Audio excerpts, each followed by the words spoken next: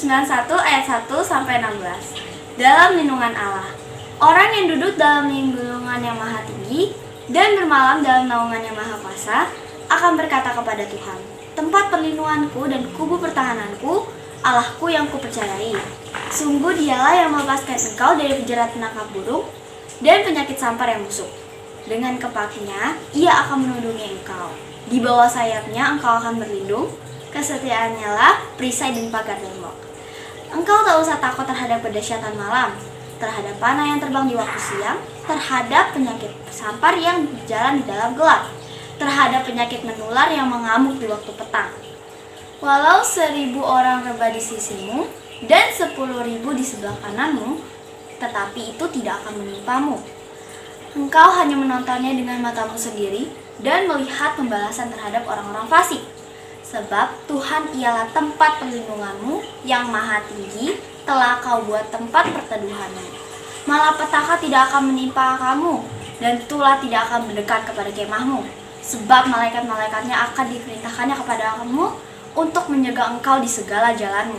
Mereka akan menantang engkau di atas tangannya, supaya kakimu jangan terantuk kepada batu. Singa dan ular tedung akan kau langkahi. Engkau akan menginjak anak singa dan ular naga. Sungguh hatinya melekat kepadaku, maka aku akan meluputkannya, aku akan membentenginya, sebab ia mengenal namaku. Bila ia berseru kepadaku, aku akan menjawab. Aku akan menyertai dia dalam kesesakan, aku akan meluputkannya dan memuliakannya. Dengan panjang umur akan kukenyangkan dia, dan akan kuperlihatkan kepadanya keselamatan daripadaku. Amin.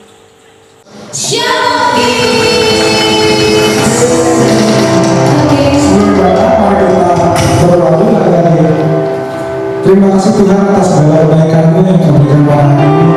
Sementara kami ingin memulai ibadah kami Tuhan, sementara kami Tuhan berikan hati untuk ikut Tuhan yang setia, untuk mengikuti ibadah ini dari awal sampai akhir. Terima kasih Bapa, di dalam nama Tuhan Yesus kami berdoa mengucap syukur. Haleluya. Amin. Oke adik-adik yang di rumah, saatnya kita mau menyembah Tuhan. Ayo semuanya, jangan pegang handphone, fokus hati, pikiran, semuanya untuk Tuhan Yesus. Semuanya sungguh-sungguh untuk menyembah Tuhan. Oke? Yuk kita angkat pujian Hosana. Semuanya adik-adik, kita mengundang Tuhan Yesus masuk ke hati kita. Katakan Hosana.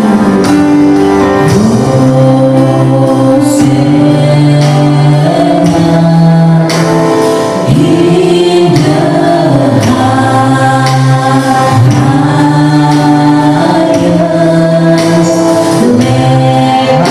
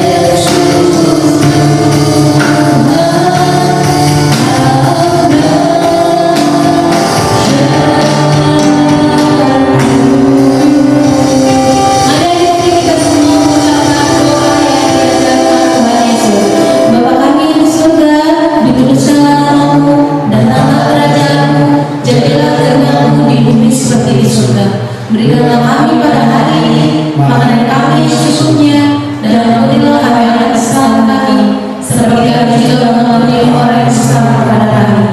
Dan jangan membawa kami dalam pencobaan, tetapi lepaskanlah kami daripada yang jahat, karena Engkau yang punya kerajaan dan kuasa dan kemuliaan sampai selama-lamanya. Amin. Pentakosta ketiga.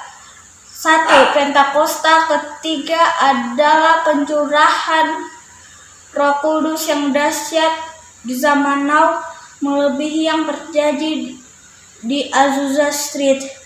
2. Pentakosta ketiga akan mengakibatkan penuaian jiwa yang terbesar dan yang terakhir sebelum Tuhan Yesus datang kembali. 3. Pentakosta ketiga akan membangkitkan generasi Yeremia, yaitu anak-anak muda yang dipenuhi Roh Kudus, cinta mati-matian kepada Tuhan Yesus, tidak kompromi terhadap dosa, dan akan bergerak memenangkan jiwa. 4. Pentakosta ketiga lahir di Indonesia dan bergerak ke bangsa-bangsa. Gerakan ini dari timur ke barat dan akan kembali ke Yerusalem. 5. Pentakosta ketiga akan memberikan kuasa untuk menyelesaikan amanat agung, dan setelah itu Tuhan Yesus datang kembali. Masih semangat memuji Tuhan. Beri tepuk tangan untuk Yesus. Kita mau puji Tuhan, tapi sebelumnya kita mau tanya nih, apa yang DNA kita? Restorasi Pondok Daun. Sepertinya belum pada semangat ya Kak ya. Oke, kita suruh berdiri semua, jangan ada yang duduk. Oke, semuanya berdiri. Kita ucapkan sekali lagi ya.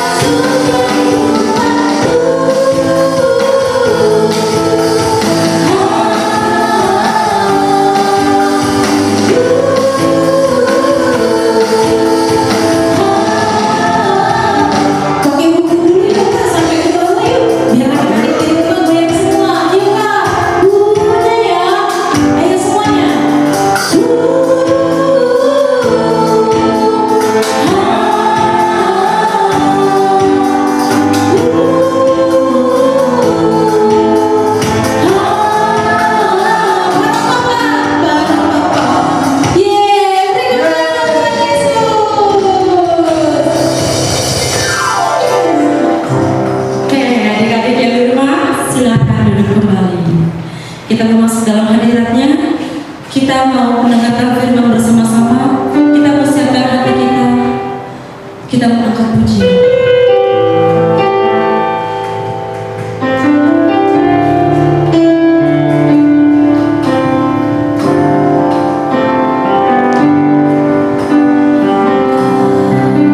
Tuhan yang setia,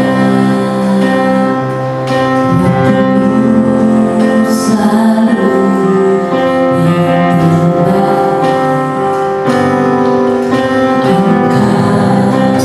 Engkau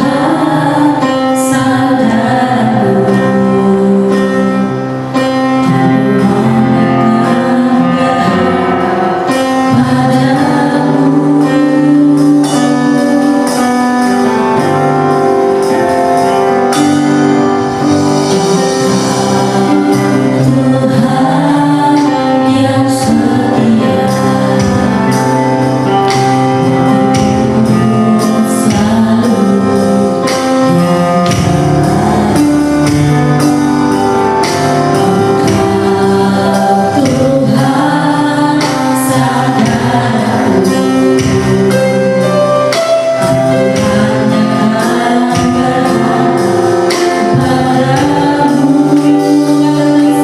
selalu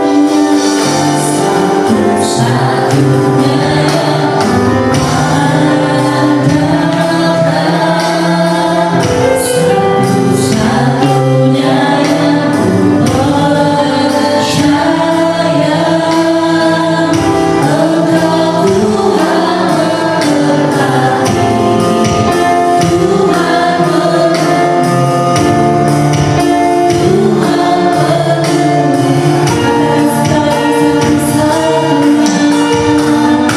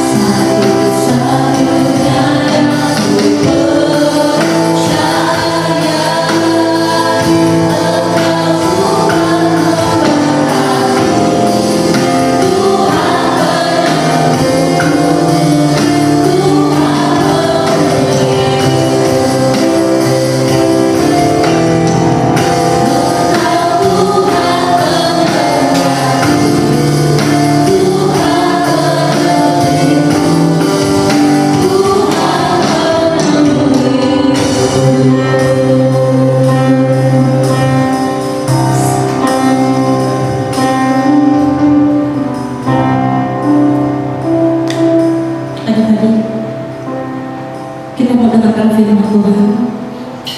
Siapkan hati adik-adik, siapkan pikirannya, supaya hati adik-adik bisa terfokus sama Tuhan Yesus. Mari kita berdoa. Bapa yang baik, kami mengucap syukur Tuhan buat anugerah yang Tuhan berikan buat kami. Tuhan selalu sertai kami, Tuhan selalu pimpin kami dimanapun kami berada. Engkau baik Tuhan, Engkau baik Tuhan, Engkau sungguh baik, Engkau bakal teramat baik buat hidup kami. Terima kasih Bapa buat kesehatan yang boleh Kau berikan buat di setiap kami. Terima kasih juga ya Tuhan, buat hari ini kami boleh memuji dan menyembah Tuhan. Jika sebentar kami akan mendengarkan kebenaran firman-Mu, berkati kami, biarlah apa yang disampaikan oleh kakak sekolah itu boleh kami terima dengan baik dan boleh kami lakukan ya Tuhan di setiap hari-hari kami. Terima kasih Bapa, terima kasih Tuhan Yesus. Ini doa kami, ini penyembahan kami di dalam nama Tuhan Yesus yang sudah berdoa. Sama-sama kita katakan amin. Shalom adik-adik, selamat pagi. Apa kabar pagi ini? Pasti semua masih dalam semangat dan luar biasa. Nah adik-adik, sebelum kita mendengarkan firman Tuhan, kita berdoa dulu ya. Tuhan Yesus, terima kasih untuk pagi ini, untuk kebaikan dan kasih sayang Tuhan. Tuhan, kami mau mendengarkan firman Tuhan. Urapilah kami dengan Roh Kudus-Mu, supaya kami mengerti dan menyimpan firman Tuhan di dalam hati kami. Terima kasih Tuhan Yesus, kami siap untuk mendengarkan firman Tuhan. Amin. Nah adik-adik, firman Tuhan pagi ini diambil dari kitab Kisah Para Rasul 10. Nah adik-adik yang di rumah, ambil Alkitabmu, buka Alkitabnya, diambil dari kitab Kisah Para Rasul 10 ayat 1 sampai 38. Tapi Kak Erni tidak akan membacakannya. Nah adik-adik bisa membacanya pada saat setelah mendengarkan firman Tuhan. Nah adik-adik, di sini sebelum kakak ceritakan, mari kita saksikan video singkat berikut ini.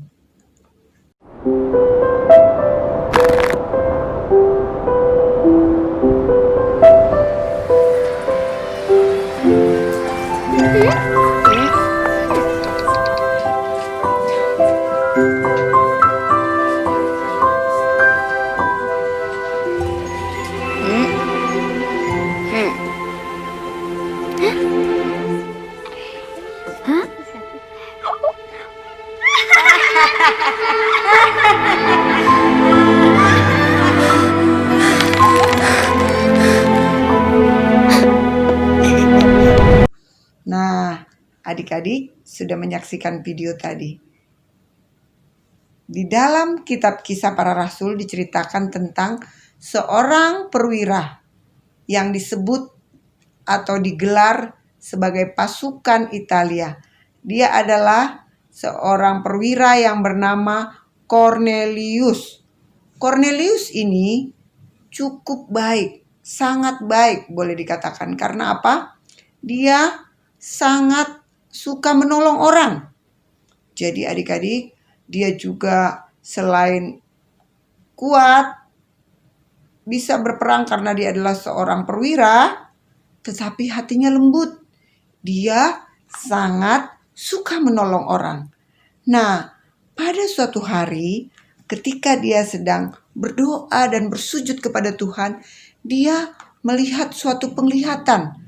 Di dalam penglihatan, dalam doanya itu ada perintah yang mengatakan untuk menyuruh orang menjemput seorang yang bernama Petrus di Yope. Dan karena itu adalah perintah Tuhan, maka Cornelius menyuruh anak buahnya untuk menjemput Petrus di Yope. Nah adik-adik, Petrus pada waktu itu benar dia sedang ada di Yope. Dan pada saat itu ketika dia sedang naik ke atas lantai rumahnya, ya, jadi rumahnya bertingkat, dia naik ke lantai atas untuk berdoa. Di dalam doanya, Petrus juga mendapat satu penglihatan. Penglihatan apa itu? Wah, di dalam penglihatannya itu dia lihat ada banyak sekali binatang-binatang berkaki 4. Bukan hanya binatang berkaki 4, bahkan ada juga binatang melata, bahkan seperti binatang-binatang yang hidup di udara, burung, ayam, dan sebagainya.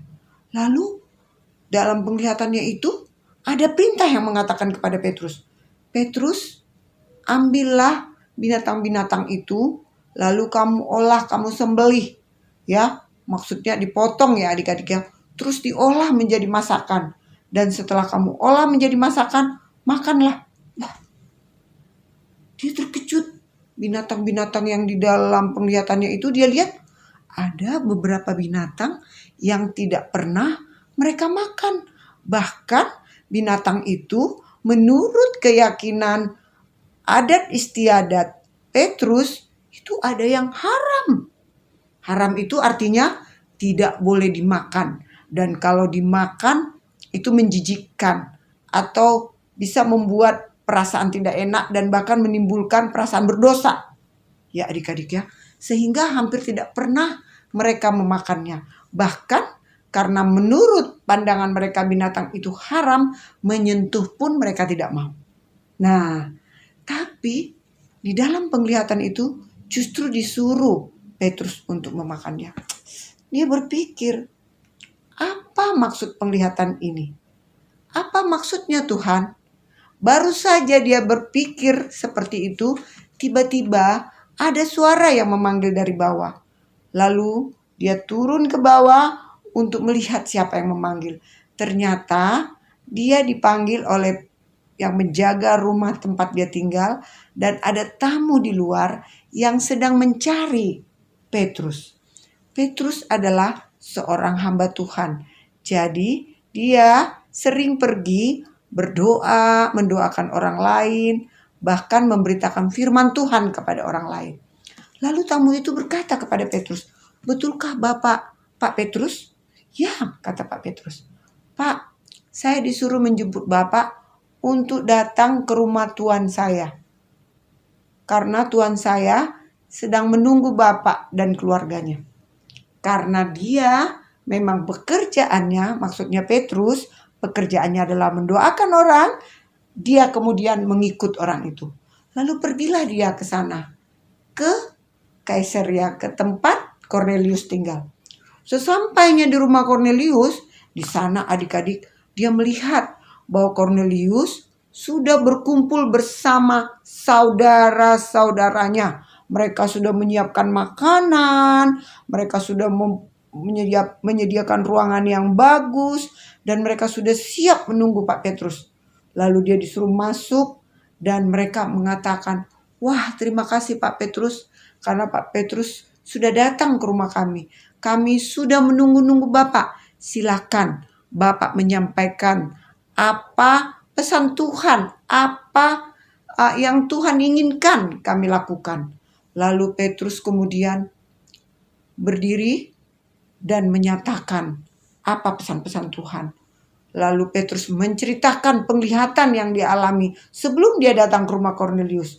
Saya diperlihatkan Tuhan sesuatu yang aneh, yang tidak biasa saya hadapi. Sesuatu makanan yang menurut saya haram, tapi saya disuruh untuk memakannya. Ternyata belum sempat saya mengetahui apa maksud Tuhan. Inilah rupanya maksud Tuhan. Saya diutus kepada saudara-saudara bahwa Tuhan mau mengatakan dia sangat mencintai saudara-saudara. Yesus sungguh mengasihi saudara-saudara. Nah adik-adik, rupanya di dalam kebiasaan adat Yahudi, jadi Petrus itu orang Yahudi ya adik-adik ya. Tidak boleh mereka sembarangan berteman sama orang. Apalagi mereka itu menganggap mereka adalah bangsa yang hebat, bangsa yang cukup pintar, bangsa yang terpilih, bangsa yang menduduki jabatan-jabatan bagus, dan mereka juga cukup dihormati dimanapun mereka di sekitar tempat mereka tinggal. Sehingga hampir tidak pernah ada orang Yahudi yang pergi ke rumah bangsa lain atau suku yang lain. Nah, tetapi karena penglihatan ini, Petrus tahu maksud Tuhan, bahwa Tuhan menyuruh dia untuk pergi ke tempat orang yang bukan sebangsa dengan dia. Dan dia sadar bahwa Tuhan Yesus datang untuk semua orang. Tidak ada perbedaan. Entahkah dia dari bangsa Yahudi, dari bangsa Itali, dari bangsa apalagi Asia, dari bangsa Amerika. Nah, adik-adik, kita sudah sering ya bertemu dengan orang-orang yang berbeda dengan kita. Berbeda warna rambutnya, berbeda bentuk wajahnya. Ada wajahnya yang putih, ada yang hitam. Ada matanya yang bulat besar, ada yang sipit. Ada yang hidungnya pesek ya, seperti Kak Erni. Ada juga yang hidungnya mancung. Tetapi di dalam firman Tuhan pada pagi hari ini menyatakan bahwa Tuhan Yesus tidak boleh membeda-bedakan. Tidak mau membeda-bedakan. Nah, apa pesannya buat Petrus dan Cornelius? Mereka diberi pesan agar tidak membeda-bedakan satu dengan yang lain.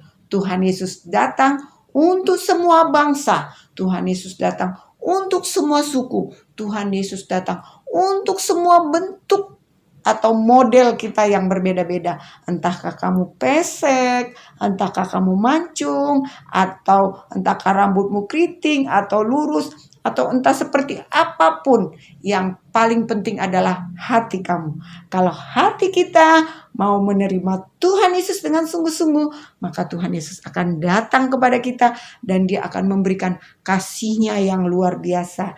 Jadi adik-adik, walaupun kita berbeda, apalagi di Indonesia, maka ada istilah Bhinneka Tunggal Ika. Jadi berbeda-beda tetap satu. Apalagi di dalam Tuhan Yesus, meskipun kita berbeda suku, berbeda adat istiadat, berbeda bentuk wajah maupun bentuk rambut dan warna kulit, berbeda latar belakang. Maksudnya ada bapaknya yang polisi, ada bapaknya yang dokter, ada bapaknya yang pejabat, tapi ada juga bapaknya yang tukang ojek atau security atau apa saja.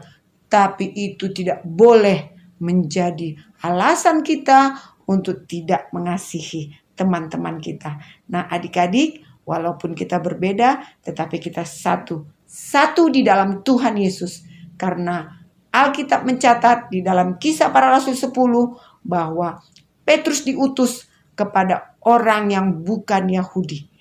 Petrus diperintahkan untuk menceritakan kasih Tuhan kepada semua orang. Nah, kita juga adik-adik sekolah minggu, kita diperintahkan oleh Tuhan, meskipun kita anak-anak, meskipun kita berbeda suku, bahasa, dan warna kulit, tapi kita harus saling mengasihi. Bagaimana cara mengasihi?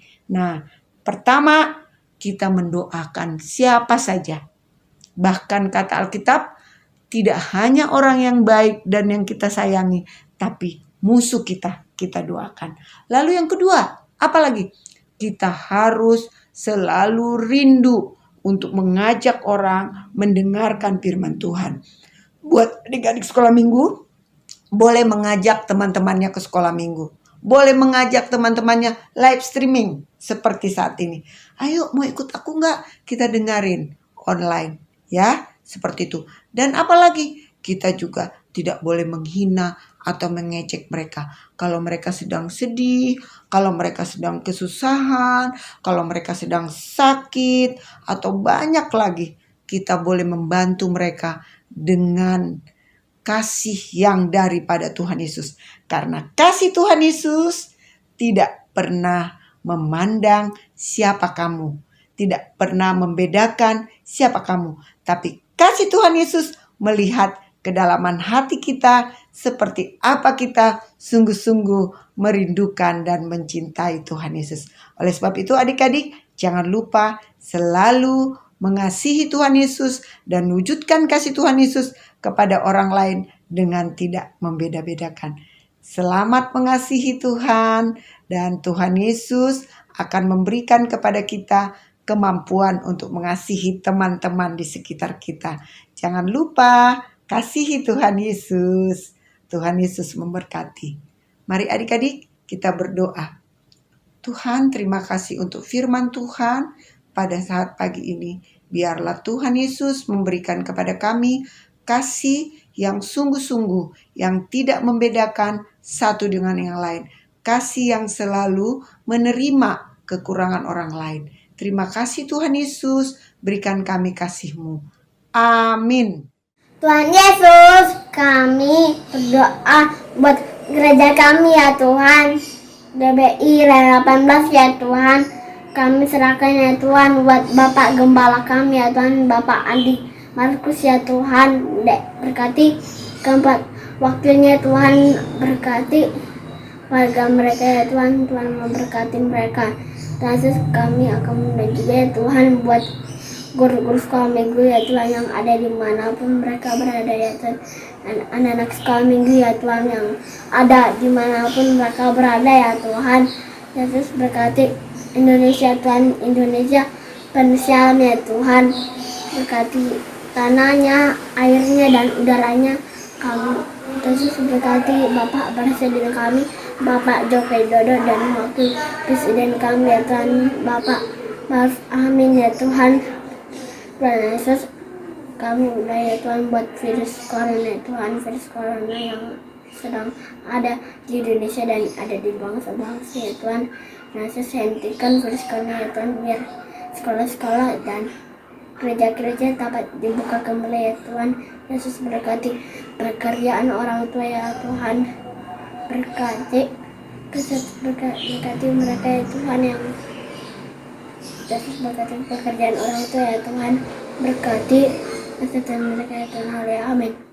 Terimalah berkat Tuhan, kasih karunia yang berlimpah-limpah daripada Allah Bapa dalam anak yang tunggal Yesus Kristus. Persekutuan yang manis dengan Roh Kudus menyertai saudara sekalian mulai hari ini sampai Yesus datang menjemput kita di awan-awan dan bahkan sampai selama-lamanya. Yang percaya bersama-sama katakan amin.